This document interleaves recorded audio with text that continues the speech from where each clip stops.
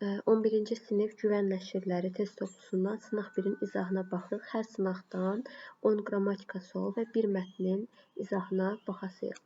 Çılçıraq sözünün səs və hərf tərkibi ilə bağlı səhv fikri müəyyən edin. Sözdə səs və hərf sayı bərabərdir. Əvvəlcə tələffüzü qeyd edirik. Burada tələffüzdə q keçir x-ya, qalan olduğu kimi qalır. Deməli, q-nın x-ya keçməsi nə olur? Səs düşümü, səs artımı biz burada deyə bilmərik ki, var. Sadəcə olaraq səs dəyişimi, yəni keyfiyyətin dəyişməsi var. Ona görə də biz burada səs və hərf sayı bərabərdir fikrini düz götürürük. Yazılışı ilə deyilişi fərqlidirmi? Bəli, q keçir x-ya. AHC qanununa tabe deyil, doğrudur. Bir incə sayt var, 2 qalın sayt. Ona görə AHC qanununa tabe deyil. Sözdə bir açıq, 2 qapalı sayt işlənmişdir. Deməli, A burada açıq saytdır, I ilə I qalın saytdır. Bu da doğru fikirdir.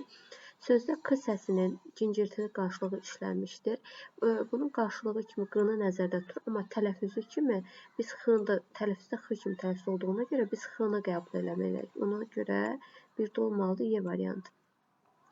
İkinci, verilmiş xüsusiyyətlərə uyğun gələn sözü müəyyən edin. AHC qanununa tabedir. Baxırıq ki, sözlərin hamısı AHC qanununa tabedir. Buna görə bu fikir bizə cavabı gətirmir. Tərkibində bir kar samit işlənmişdir. Saytlərin sayı samitlərin sayından azdır. Deməli, tələffüzdə savad d olacaq. Sonra daddır. Burada l keçir d-ya. Sərhəddə d keçir t-ya. Dərddir. Burada d keçir t-ya. L keçir d-ya. Baxırıq, tərkibində bir kar samit işlənmişdir. Burada s var və t var. Deməli, burada 2 kar samit var. D variantında ümumiyyətlə yoxdur. B variantında kar samit ümumiyyətlə yoxdur. Y variantında yenə s, t, h 3 dənə kar samit var. Bu da getdi.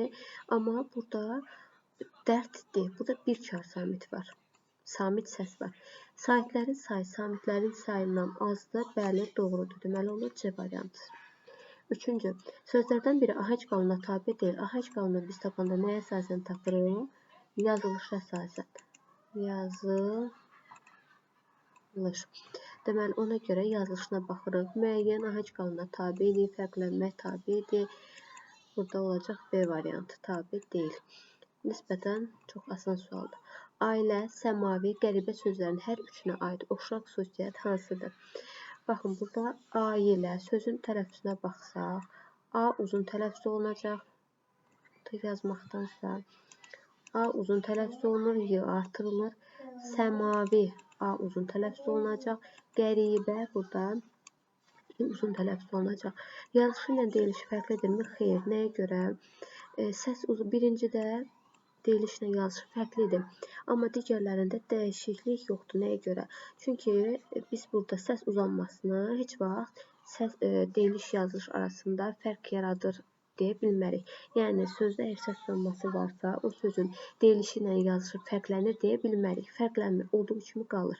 Səs və hərf tərkibində əgər dəyişilmə varsa, məsələn, səs düşümü varsa, səs artımı varsa, bu zaman deyərik ki, hə, deyiliş ilə yazılış arasında fərq var. Burada amma bu oxşar xüsusiyyət götürülə bilməz. AHC qanununa tabedir. Bunların heç biri AHC qanununa tabe deyil. Bir dənə burada qəribə sözü tabedir. Səmavi ilə ailə sözü AHC qanununa tabe deyil. Uzun tələffüz olunan sayt var. Bəli, hər üçündə uzun tələffüz olunan sayt var. Səslərin sayı hərflərin sayından çoxdur. Sözdə, üçüncü sözdə bərabərdir. Bu sözdə də bərabərdir. Burada isə samitlərin sayı saytlərin sayından azdır. Samitlərin hamısının kar və ya ikinciltili qarşılığı var. Bax, burada m-nınki yoxdur, r yoxdur. Burada y və l-nınki yoxdur. Ona görə də yeni də oxşar götürmək olmaz. 4-də olur C variantı. Tələffüzü göstərilən hansı sözdə açıq saytın qapalı sayta keçməsi baş verməyib? Baxaq indi. Bu yazılışı nəzərdə tutur. Yaşayıram necə olacaq? Yaşayıram. A keçir I-ya. Getdi. Ağlayıram, ağlayıram şəkildə tələffüz olunur. Getdi. Bağlayıram yazılır. Bağlayıram. Tələffüzdə belə olur. A keçir I-ya. Saxlayıram yazılır. Saxlayıram. Tələffüzdə keçir. Amma daşıyıram. Burada I olduğu kimi qalır deyənə heç bir açıq saytın qapalı sayta keçmə hadisəsi baş vermədiyinə görə 5-də olur B variantı. Hansı bənddəki sözlərdə eyni səs müxtəlif hərflərlə ifadə olunmuşdur? Deməli, eyni səsi biz axtarmalıyıq. Baxaq, burada rast, tərs, eyni hərflə ifadə olunub. Katib, nöqsan. Burada eyni katiblə nöqsan eyni səs olmadığına görə götürməyib. Fərqli səs eyni hərflə ifadə olunub. Burada tərsi nədir? Çörək, çörək atı. Bu da uyğun gəlmir. Orden, order. Burada da uyğunluq yoxdur. Quyuya, durnaya. Baxın, burada quyuya U səsini verir. Hər biri U səsini verir. Amma burada U saiti ilə, burada isə A saiti ilə yazılışda. Bax, burada U yazılır, yazılışda. Burada mı A yazılır. Deməli, eyni U səsi iki müxtəlif hərflə U və A hərfləri ilə ifadə olunmuşdur. Ona görə 6 olur Y variantı. Hansı sözün tələffüzü düzgündür?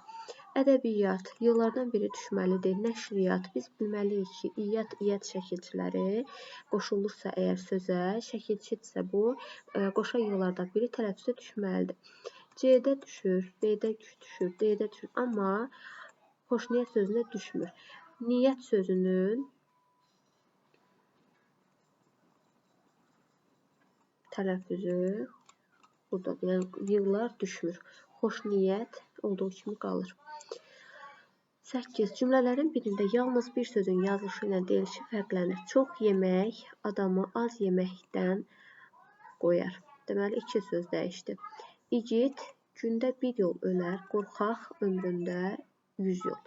Kənd xuda cəmaatı, bax burada da səs düşümü olur, kəndin mərkəzindəki yerə yığdı. O çox sevdiyi dostunun tı keçirdiyə, qəlbini qırmaq, qı keçirğıya istəmədi. Su kiçiyindi, bax burada r düşür tələffüzdə. Yol böyüyün. Deməli, burada bir fərq var. Ona görə Y variantı.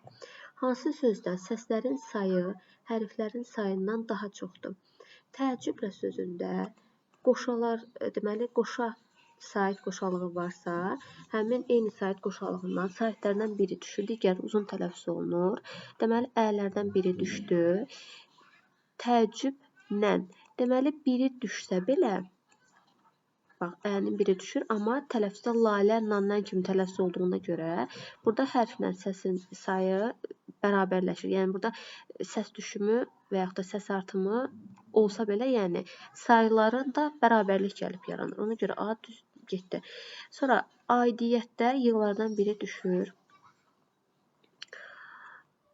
Burada da deyirik ki, biz yazılışda hərflərin sayından səsin sayı azdır. Müəmma 9 burada dəyişdi. Çünki dəyişmir. 9 olduğu kimi qalır. Müəmmada olduğu kimi qalır. Amma daimidə gəlir, y artırılır. Ona görə də variantımız olur D. Nəyə görə B-ni götürmədik? Çünki bizdən istəyir ki, səsin sayı, baxın, səsin sayı hərfin sayından çox olsun. Burada səs düşümü olduğuna görə səsin sayı hərfin sayından az olur. Amma daimidə səsin sayı hərfin sayından çox olur. Ona görə 9 olur D. Tələffüz şəklində verilən sözlərdən iki hecalı olanları müəyyən edin. Burada yazılışları biz bilməliyik ki, izinli sözü izinli yazılır. Deməli, belə təqdirdə 3 hecalı olacaq. Daha sonra zülmlə, burada yazmayaq yanına. Deməli, burada tələffüzdə artırılıb. Burada zülmlə olmalıdır. 2 dənə heca olacaq burada. Zülmlə. Bura yazaq yaxşı. Zülm. Bir dəqiqə burada.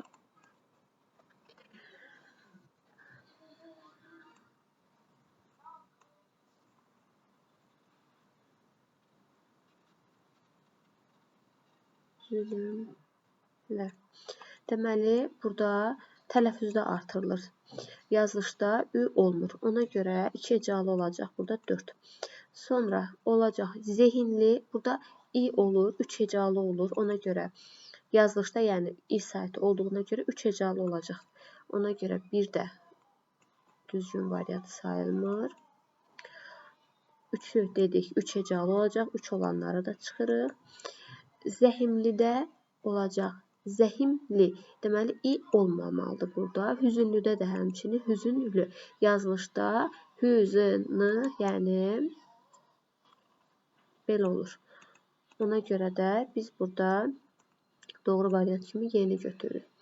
Mətni diqqətlə oxuyun və 11-20-ci tapşırıqları cavablandırın. Bizim uşaqlığımız müharibə illərinə düşmüşdü. Yaşadığımız həyət böyük və çox gözəl idi. Həyətdə isə böyük bir püstə ağacı bitmişdi. Yayda hamı onun altına yığışırdı. Elə böyük idi ki, ikinci mərtəbənin balkonuna kölgəsi düşürdü. Uşaqlar üçün çox əlverişli ağac idi. Kəşfiyyat oyunu oynayanda onun budaqları arasında gizlənirdik və heç kəs bizi tapa bilmirdi. Bir gün bizim həyətə yeni qonşular köçdü. Ana və 2 uşağı. Onlara birinci mərtəbədə mənzil vermişlər. Məncə, ana heç bir yerdə işləmirdi. Çünki heç vaxt evdən çıxıb getmir, həmişə paltar yuyurdu. Qonşularımız deyirdi ki, paltar yuyandı. Çamaşırxanadan evdə yumaq üçün paltar götürür. Paltarları yuduqdan sonra həyətdə harada mümkünsə iplərdən asır və kimsə onlara toxunanda bərk hirslənirdi.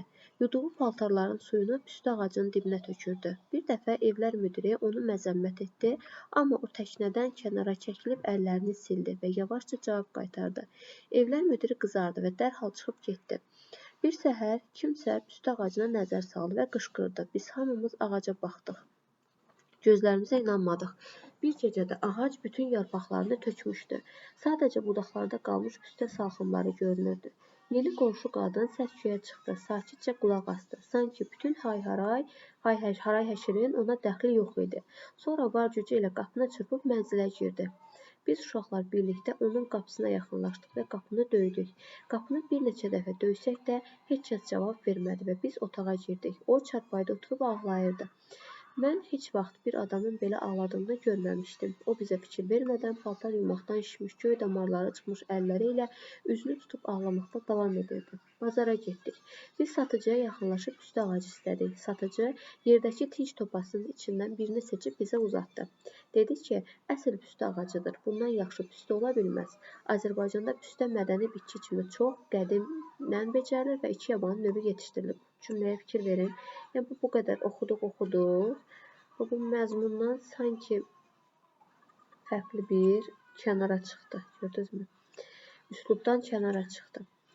Özünü də onu tez-tez sulamağa və göz bəbəyimiz kimi qorumağa baxmağa məsləhət gördü. Bütün gün çuxur qazıb ətrafdakı torpağı şumladıq. Sonra hamımız yeni qonşunun yanına gedib dedik ki, təzə ağac əkmişik. O daha ağlamasın. Sadəcə ehtiyatlı olsun və qələvli su tökməsin. Onda hər şey qaydasında olacaq. O hamımızın başını sığalladı və dedi ki, tez çıxıb gedək, yoxsa indicə özünü saxlaya bilməyib ağlayacaqdı. Axşam anam dedi ki, yeni qonşunun əri davada öldürülüb və o qara xəbəri dünən alıb. Həmin gün bizim həyətdə dava oyununa son qoyuldu. Anlamışdıq ki, harada qalmışdıq? Bütün gün çuxur qazıb. Anam dedi ki, yeni qonşunun əri davada öldürülüb və o qara xəbəri dünən alıb. Həmin gün bizim həyətdə dava oyununa son qoyuldu.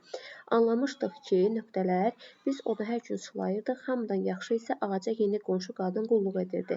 İndi ona heç yeni də demək olmaz. Axı o vaxtdan 20 il keçib. Bütün qonşular ağacın kölgəsində söhbətə yığışır. Heç kəs də onun püstə olmamasına təəssüflənmir. Mətnə görə demək olmaz.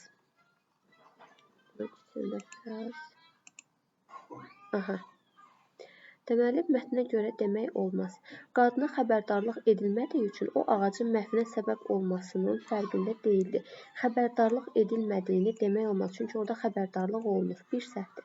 Püstə ağacının qurumasına səbəb onun dibinə tökülən qələvli su olmuş. Bu doğrudur. Sonra bəzi qonşular ağacın qurumasını tez-tez xatırlatdıqlarına görə qadın vicdan əzabı çəkirdi. Xeyr, bunu artıq xatırlatmırdılar. Çünki heç kim də artıq onun püstə olmamasına üzülmürdü. Ağacından uşaqlar oyun zamanı strateji məqsədlə istifadə edirdilər. Bu doğru fikirdir. 11-də olacaq A variantı. Cədvəldəki düzgün fikirləri müəyyən edin. Mətndə təbliğ edilir. Deməli, anlayış təbliğ edilir. Bəli, anlayış təbliğ olunur. Vətənpərvərlik təbliğ olunmur. Burada vətənpərvərliklə bağlı bir şey biz görmürük. Ona görə 2 olan variantları çıxdıq. Mətndə tənqid edilir. Laqeydlik. Bəli, bu tənqid edilir. Lovğalıq tənqid edilirmi? Burada lovğalıqla bağlı elə bir şey biz görmürük. Ona görə burada olacaq C variantı. Başlıqlara görə mətnin düzgün planını qurun. Gözlənilməz xəbərlə açılan səhər, uşaqların sevimli oyun yeri, səhvi düzəltmək üçün canfəşanlıq, həyətə yeni köçən qonşular. Deməli, burada olacaq. Birinci, biz başladıq. Həyətə uşaqların sevimli oyun yeri. Biz deyir, oynayırdıq. Doğru mu? Bir olacaq 2. Belə eləyək. Bir də olacaq 2. Daha sonra bu oynadıqdan sonra həyətə yeni qonşular deyir köçür. Gözlənilməz xəbər gəlir, ərinin öldüyü xəbəri və səhvi düzəltmək üçün canfəşanlıq. Burada ardıcıllıq olacaq 2, 4, 1, 3. Mətnin məzmununa uyğun gələn aforizmləri müəyyən edin. Müharibə hamıya eyni təsiri göstərir. Sadəcə kişilərin qanını, qadınların isə göz yaşlarını axıdır. Doğrudur. Bütün müharibələrdə qələbə ilk əvvəl insan şuurunda qazanılır. Bu mətnin məzmunundan biz belə bir məna gətirib çıxarda bilmərik. Yəni, bu aforizmi biz deyə bilmərik ki, bu mətnə görə düzgündür. Müsibətlərin yaxşı tərəfi varsa, o da bizə həqiqi dostlarımızın kim olduğunu göstərməsidir. Bu məzmununa əsasən demək olar ki, müharibə igidi qəzəb müdriki ehtiyac isə dostu sınağa çəkir. Bunu da deyə bilmərik. Deməli, 14-də düzgün cavab olacaq. 1-dən 3, Y variantı. 15. Qarşısında rəqəm yazılmış hansı cümlələrdə məcazi mənalı söz yoxdur? Baxaq indi. Kəşfiyyat oyunu oynayanda onun budaqları arasında gizlənirdi. Heç kəs bizi tapa bilmirdi.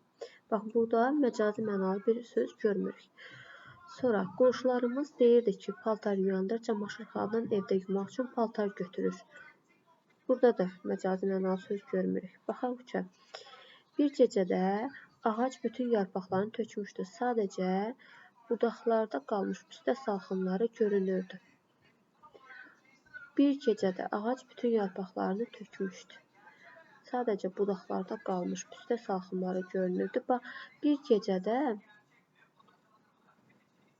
ağacın bütün yarpaqlarını tökməsi, sadəcə bulağa qalmış görünürdü.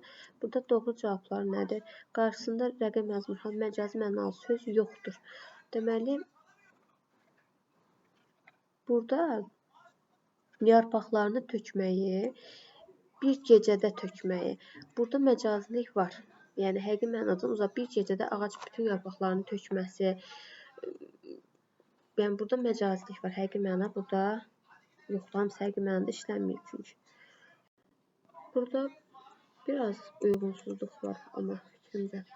Çünki sözlərin əgər məcazi mənada işlənməsi, burada məcazi məzmun var. Bir gecədə ağacın bütün yarpaqlarını tökməsi. Amma sözlərin məcazi mənada işlənməsi. Deməli, varianta görə 1-2 tam uyğundur. 4-ə baxırıq.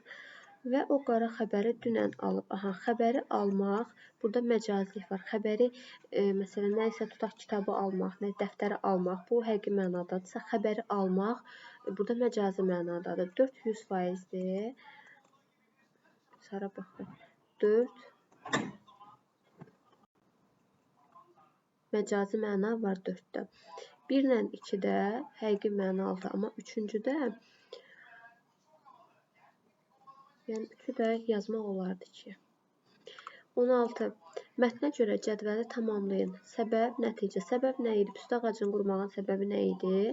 Qələvli su tökülürdü. Çünki paltarları yuyurdu, həmin suyu tökürdü ağacın dibinə. Səbəb bu idi. Qadın həyətdəki səs-küyə əhəmiyyət vermədi. Gəlin baxaq.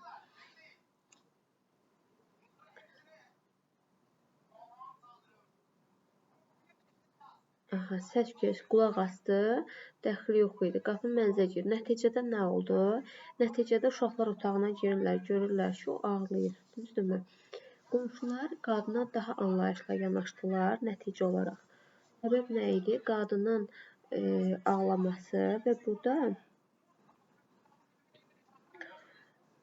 onun yoldaşının öldürüldüyünü anasının xəbər verməsi və qonşular qadına daha anlayışla yanaşmağa başladılar.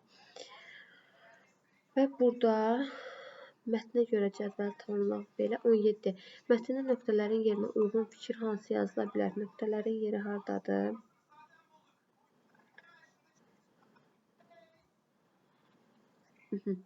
Anlamışdıq ki, deməli həmin gün bizim həyətdə dava oyununa son qoyuldu. Anlamışdıq ki,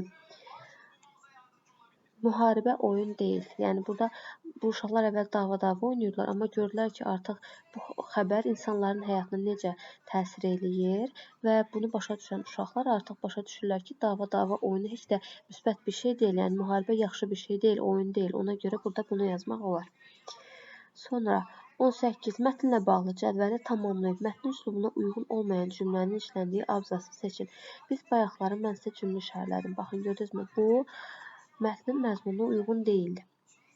Abzas sayına baxsaq, 1, 2, 3, 4, 5, 6, 7-ci abzas. Deməli, bu 7-ci abzas. 7-ci abzas. Deməli, mətnin üslubuna uyğun olmayan cümlənin işləndiyi abzasdır. Həmin cümlənin üslubu xüsusiyyətləri nələr olar? Bu da aydınlıq, dəqiqlik, anlaşıqlılıq bu üslubun əsas xüsusiyyətlərindən biri olacaq. Həmin abzasda mətnin üslubunun xarakteri xüsusiyyətinə aid nümunə, həmin abzasda mətnin üslubunun xarakteri xüsusiyyətinə, deməli, həmin özü də onu tez-tez tutamağı, göz bəbəyi kimi baxmağı məsləhət gördü. Bu cümləni misal kimi yazmaq olar bura. Mətnə əsasən sxemi tamamlayın. Həyətdəki ağaclara nəzarət edən xüsusi qurum var idi fikri doğrudur. Nəyə görə? Çünki orada, baxın, bu hissədə deyir ki, bir dəfə evlər müdiri onu məzəmmət elədi, təklindən kənara çəkib. Deməli, burada evlər müdiri nəzarət edən bir qurum idi və bu qurum var idi. Mətnin həm giriş, həm nəticə hissəsinə aid olan plan bəndini yazın. Bütün qonşular ağacın kölgəsində söhbətə yığışır. Hər kəsi birləşdirən ağac bura demək olar. Ağac bitmişdir. Hamı onun altına yığışırdı. Baxın, birinci əsas deməli, giriş hissədə də, nəticə hissədə də göstərir ki, hamı onun altında yığışırdı.